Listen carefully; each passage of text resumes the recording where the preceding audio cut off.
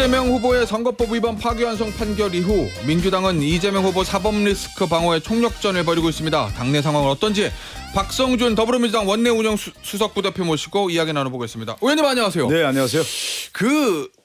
이 부분 파기환송 이후에 사실은 이재명 후보가 그 부분에 대해 직접적인 언급은 좀 많이 안 했었잖아요. 그동안은. 네네네. 그러다가 이제 어제 이런 발언들이 나왔는데 조봉암 선생도 사법살인됐고 김대중 전 대통령은 아무 한 일도 없이 내란 음모죄로 사형 선고 받았다. 이게 어떤 의미의 이야기일까요? 그러니까 한국 정치사에 보면 군부 통치에 의해서 우리가 얘기하는 이제 조봉암 선생도 그렇고 또 김대중 대통령도 당시 이제 야당의 유력한 후보였는데 군부 통치에 의해서 사형 선고까지 받았고요. 그런 과정에서 이 한국의 민주주의는 누가 지켜줬습니까? 온 국민이 다 지켜준 거 아니겠습니까? 그리고 이 내란 이후에 유력한 야당 후보에 대해서 신속 재판으로 이어져서 9일 만에 전원 합의체에서 그것도 야당의 유력한 후보 유력한 후보 아니에요. 근데 49.77%라고 하는 지지율을 89.71%라는 지지율을 받고 야당 후보가 된 상태에서 지금 대선 열차가 진행되는 과정에 야당 후보의 대선 후보 자격을 박탈하려고 하는 시도가 있다라고 하는 부분에 대해서 매우 심각하게 생각하고 있는 것이겠죠. 3차 내란 시도다. 뭐 1차는 그러니까 윤석열 전 대통령 얘기하는 거고 2차 지금 3차 얘기하는 거거든요. 네네. 이 대법원이 어떤 의도를 가지고 이렇게 했다 이렇게 보시는 거예요? 그런데 내란의 연속이라고 보는 것이죠. 지금까지 이제 윤석열의 내란 이후에 특히 한덕수, 최상목 권한대행에 이어지는 과정에서의 내란 세력들이 여전히 지금까지 집권을 하고 있는 상태였고 이 이제 이재명 후보에 대한 이 수사나 이 재판 과정들을 보면 특히 윤석열 정권이 들어서서 검찰을 앞세워서 야당 대표를 옥죄고 제거하기 위한 기획 수사가 이어졌다고 보고 그것을 우리가 이제 민주당이 온 힘으로 다 저항하지 않았습니까? 그 과정에 이제 재판들이 계속 있었단 말이죠. 근데 이 대선 과정에서도 13일, 15일, 20일, 27, 6월 3일까지 재판이 잡혀 있는 상황이란 말이에요. 다른 사건들까지. 다른 사건들까지. 그러면 대선은 이미 열차가 다 돼 있는데 국민의 시간과 국민의 심판임과 국민의 선택의 시간을 줘야 되는 건데 이 선거에 대법원이 대선 개입을 하고 있다라고 하는 부분은 매우 심각한 거 아니겠습니까? 그럼 그것이 뭐냐면 결국은 유력한 야당 후보를 제거하기 위한 작업들이 이어지는 거 아니냐라고 우리는 판단하고 있는 것이죠. 자, 그러면은 1차 내란의 주체는 윤석열 전 대통령, 2차 내란의 주체는 한덕수 예비 후보, 그다음에 3차 내란의 주체는 조희대 대법원 이렇게 말씀하시는 거잖아요. 그럼 그 세 사람 사이에 뭔가 어떤 규정을 딱 지기보다는 1차 내란 이후에 이 내란은 지속되고 있는 상황이다라고 하는 설명이라겠죠. 그러면 어쨌든 그 세 주체들 사이에 뭔가 알게 모르는 커넥션이라든지 뭔가의 어떤 내통, 음모, 공모 이런 것들이 깔려 있다 이렇게 보세요? 혹시? 거기까지는 뭐 제가 어떻게 알 수 있겠습니까? 그렇지만 이러한 흐름을 보면 작동하고 있는 거 아니냐라고 하는 의심을 가질 수밖에 없는 것이죠. 그리고 또 그 작동은 우리가 이제 정의의 최후 보루고 심판의 최후 보루라고 할 수 있는 대법원이 모든 언론에서도 그렇고 학자들도 그렇고 이례적인가라는 거예요. 그리고 판사들도 이례적이다. 사법부 내에 있는 판사들도 이런 진행 과정 자체가 이례적이고 정치에 휘말리고 있다라고 하는 얘기를 하고 있는데 조희대 대법원장이 이러한 과도한 행위를 했다라고 하는 것 자체가 작전 지휘권 행사하고 있는 거 아니겠어요? 그렇다고 보면은 이것은 묵과할 수 없다라는 부분에 대해서 민주당이 지금 단일 대우로 맞서고 있는 것이죠. 그런데 당은 이제 당에 맡기겠다. 이재명 후보가 처음엔 그렇게 했고 이재명 후보 입에서는 직접적으로 센 워딩은 안 나왔거든요. 그런데 어제부터 갑자기 워딩이 좀 이재명 후보 입에서 나오는 직접적인 워딩도 좀 강해지는 이유는 뭐가 있을까요? 뭐 직접적인 뭐 원인보다는 지금 대선의 흐름에 있는데 이재명 후보를 어쨌든 겨눈 거 아니겠습니까? 거기에 대해서 이재명 후보의 당사자인데 그냥 자연스럽게 언급한 거 아닐까요? 당사자가 직접 이야기를 해놨다는 말씀이시군요. 아니 제가 얘기하기는 이런 이제 대법원의 흐름이 있었는데 후보에게도 어느 정도 얘기할 수밖에 없는 상황 아니겠느냐. 당이 지금 전면에 나섰다가 어제는 그래서 이 문제에 대해서 이재명 후보의 언급이 있었다고 봐야 되겠죠. 알겠습니다. 이 재판 미뤄달라는 얘기도 하고 있잖아요 지금. 재판은 당연히 미뤄야 되는 거 아니겠습니까? 그러니까 15일 선거법 재판뿐만 아니라 예를 들면 앞서 말씀하신 대장동, 뭐 백현동 예, 이쪽 예. 다. 아니 국민의 미뤄야 된다. 선택의 예. 시간이 있고 국민에게 판단을 맡겨야 되는 거 아니겠어요. 예. 민주주의라고 하는 것은 그 선택권을 국민에게 있는데 그 국민이 대통령 선거에서 온 국민에게 이제 축제로 만들어야 되는데 후보의 재판을 통해서 선거 개입해서 재판 과정에서 선거운동 하지 말라고 지금 법원이 개입하고 있는 부분에 대해서 국민의 판단을 좀 맡겨보자. 지금 말씀드린 것처럼 13일 또 15일 날 지금 공선법 선거 일단 제일 급한 재판이 게 있고 그거죠 사실. 예.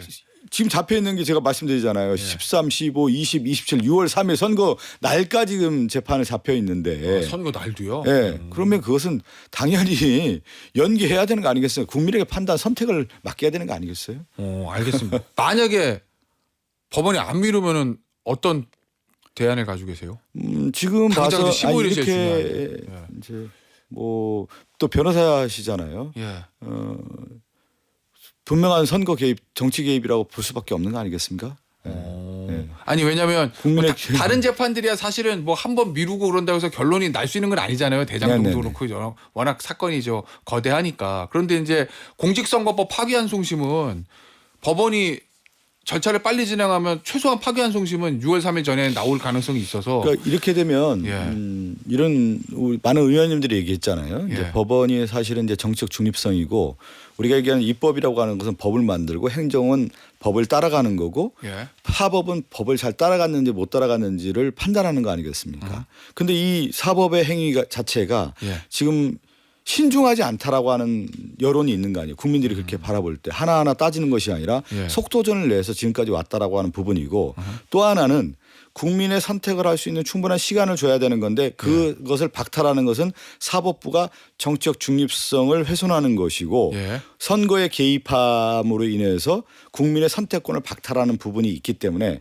여기에 대해서는 민주당이 묵과할 수가 예. 없다라는 말씀 다시 강조드리는 거죠. 자 그러면은 조희대 대법원장 탄핵하십니까? 지금 여러 가지 이제 고민을 하고 있는 것이죠. 지금 네. 그래서 법사위에서 오늘 아마 이 대법원이 이런 결정을 내리게 돼 파기환송을 속도전을 내서 예. 결정을 내린 그 과정이 정말 적법한 것이냐 유연한 사항이 아니겠느냐에 대한 부분을 따져서 예. 국민에게 알려야 되지 않겠습니까? 그래서 오늘 청문 보고서를 채택하는 것으로 알고 있습니다. 예. 근데 의원님 청문회를 열겠죠. 어쨌든 저 탄핵을 하려면 네. 법률 위반이 좀 있어야 되잖아요. 그런데 재판 빨리 한 거를 뭐라고 무슨 법률 위반으로 지금 구성하시려고 아니 거예요? 이제 가장 중요한 부분이라고 하는 것은 유연 위법한 부분, 특히 제가 얘기한 정적 중립성의 훼손이라고 하는 부분, 그리고 네. 민주주의 선거에 있어서 국민의 선거권을 박탈하는 부분이 굉장히 큰 문제 아니겠습니까? 그리고 또 하나는 개인으로 봤을 때 내가 출마할 수 있는 권한이라고 하는 것이 분명히 있는데 공무담임권이라고 하는 부분도 있는 건데 예. 이러한 모든 것을 다 고려를 해서 예. 그것이 과연 맞는지 안 맞는지를 예. 청문회를 통해서 그것은 뭐냐면 대법원이 이러한 적법한 절차를 지켰느냐 예. 가장 중요한 대법원의 적법한 절차를 어긴 문제가 있을 수 있는 거냐 위법한 문제가 있는 거냐에 대한 것을 청문회를 통해서 따져보겠다는 것이죠. 아 그럼 바로 직접적으로 탄핵안 발의하기 전에 정청래 법사위원장이 얘기했던 법사위에서 하는 조희대 대법원장이나 청문회부터 먼저 저는 하겠다. 그거는 청문회는 오늘 하고 네. 또 하나는 저희들이 이제 이거는 만약에 탄핵에 대한 고려가 있다고 하면 이러한 유연 위법한 부분이 있다라는 판단이 있다고 하면 예. 청문회와 별개로 다른 루트로 갈 수도 있는 문제겠죠. 이 일정이 결정됐다는 얘기 있던데 조희대 대법원장 청문회도 하긴 합니까? 제가 아까 말씀드렸는데 어. 청문회 한다고. 그래요. 예. 청문회 오늘 아마 청문 보고서 채택을 하겠죠. 네. 출석 안 하면 어떻게 되는 거예요, 조희대 원장이? 14일 날 그럼 이게 뭐냐면 청문 보고서 채택을 하면 증인 예. 채택은 일주일 전에 하게 돼 있습니다. 예. 그러면 이제 7일 날 하게 돼 있고 오늘 그러면 14일 날 청문회가 열리게 돼 있죠. 예. 청문회에 만약에 나온지 안 나온지는 그때 가봐야 하는 거죠. 뭐 미리 지금 판단할 필요가 있겠습니까?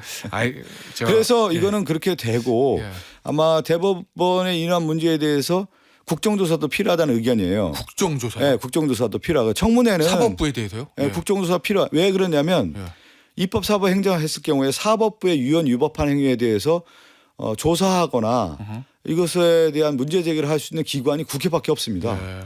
사법부를 누가 다 감찰할 수 있겠습니까? 그러면 예. 국회에서 필요하다는 거 보기 때문에 청문회 이후에 이제 국정조사도 해야 된다는 의견이 있고 더 필요하다고 하면 여기가 문제가 있다고 하면 이제 특검도 필요하다는 것이 특검이요? 예, 의원님들의 의견들이 상당히 좀 나오고 있는 것이죠. 자, 일단 제일 급한 거 파기환송심 선거법 네, 15일인데 그거 고법의 재판장이 부장이 연기 안 해주면 그 다음에는 그 고법 부장도 탄핵하실 겁니까? 그 얘기가 좀 있는 것 같아요. 그런 것까지 다 고려를 하는 것이죠. 왜 그러냐면 네.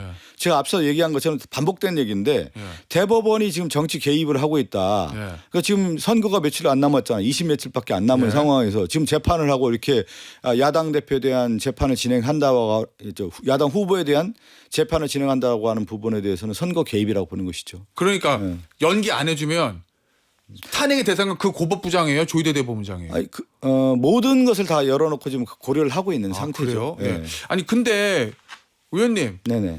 솔직히 만약에 파기환송심에서 네. 이재명 후보에 대해서 안 좋은 결과가 나오더라도 어차피 이재명과 재상고할 거니까 대선 6월 3일 전까지는 대법원 최종 확정 판결이 안 나오잖아요, 물리적으로. 그리고 이재명 후보의 당선이 지금 솔직히 유력한 상황인데 아니 다시 또 굳이- 돌아가면 예, 왜 그러면 대법원이 예. 누구도 생각하지 못했던 기이한 판단을 9일 만에 이렇게 온 국민이 관심 있는 사안에 대해서 예.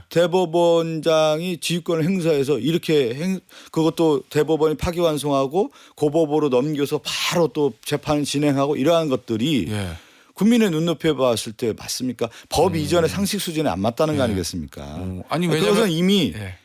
뭔가 작동을 하고 있다라고 우리는 의심할 수밖에 없다는 것이죠. 그러니까 예. 굳이 이제 대법원장 사실 탄핵한다는 게 좀 쉬운 거는 아니잖아요. 그래서 얼마나 정치인- 어려운 일입니까? 제가 예, 그래서 어떤 면에서 보면 대통령 탄핵보다 더 어려울 수도 있는 건데 네. 사법부기 때문에 굳이 안 하셔도 지금 국민의힘 뭐 전환리 나는 거 보면 그냥 계셔도 이재명 후보가 당선이 유력한데 이번 굳이 왜 이렇게 보는 강수를 것이죠. 띄울까? 강수는 이런 논의를 되는 이유가 예.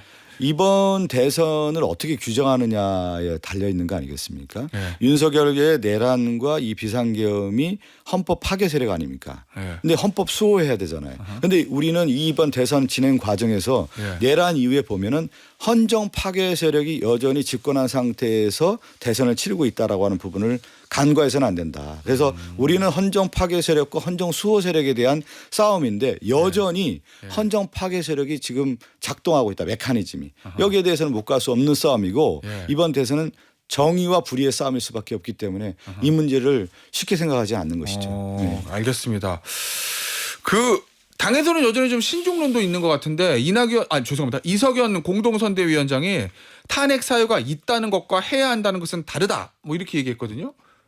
이 얘기는 정치적으로 하는 게 맞는지 안 맞는지 고려를 좀 해보겠다 이 얘기인 거잖아요. 이석연 공동위원장은 그런 생각을 하시고 또 다른 의원들도 다를 수 의원님들도 있다? 또 생각 지난번 의원총회에서는 상당히 그래요? 지금의 이러한 대법원의 정치 행위에 대해서 예.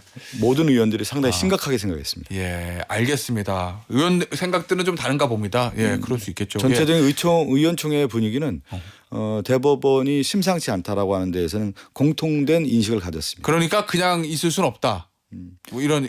그래서 의원이. 그날 모든 가능성에 대해서는 지도부에게 일임해놓고 예. 그 결론을 따라서 또 저희들이 만약에 이제 결정을 하면 의원총회를 열어서 또 의원님들한테 의견을 물어봐야 됩니다. 심상치 않다라는 거는 대법원이 어떤 형태로든지 이재명 후보가 대통령 되는 거는 두고 볼 수 없다 이런 생각을 가지고 있다고 지금 막고 의심하시는 있다고 거죠? 보는 거겠죠. 예. 알겠습니다. 하나 더 이슈가 생긴 게 그죠. 네. 이번에 공직선거법 이재명 후보한테 안 좋게 판결이 난 그 근거 조항 네네네. 공직선거법 이거 지금 폐지할 수 있다 이런 얘기들 나오잖아요. 아니 그건 이제 행안위에서 논의를 하고 있는데 예.